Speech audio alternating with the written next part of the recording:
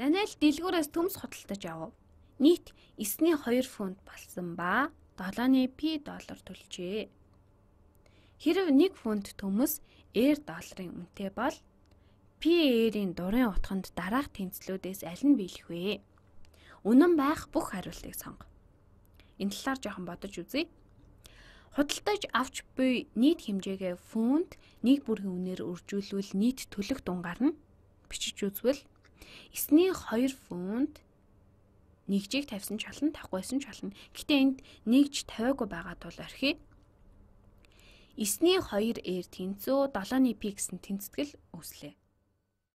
Гэхдээ баруун гар талын хэсэгт яг ийм тэнцэтгэл байхгүй байна. Тэгэхээр бага зэргийн хувиргалт хийх хэрэгтэй байна. Ямар хувиргалт хийж болохыг харцгаая.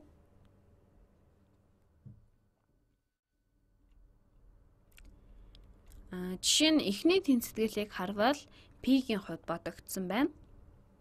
Иймд P-ийн хувьд бодохын тулд тэнцэтгэлийн хоёр талыг 7-оор үржүүлье. Ингээд хоёр талыг нь 7-оор үржвэл зүүн тал нь 2, 7, 14 буюу 9.14 болж байна. Тэнцүү 7-гоо хураагдаад P үлдэнэ. Ингээд яг таарч байна. Зүгээр л байрын солиод биччихэж P тэнцүү 9.14R.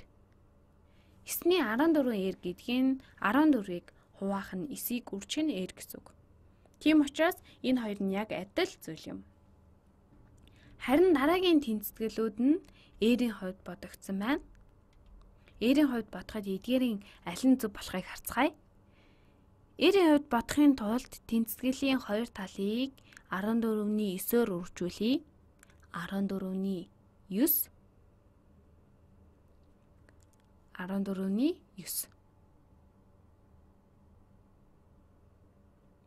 Энэ нь үүнтэй хураагдана.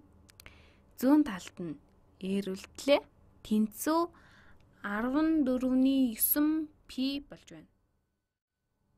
14.9P гэдгийг 14.9-ийг үржих нь энд P-ийн хуваар дэш хүртэл байгаа гэдгийг анхаараарай. P гэж бичиж болно.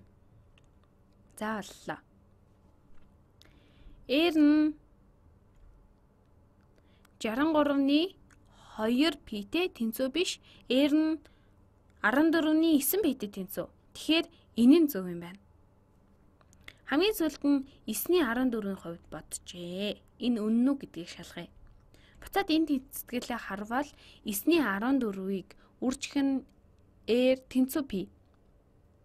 Үүний хоёр талыг нь R-д хуваавал 9.14 тэнцүү P-г хуваах нь R болно.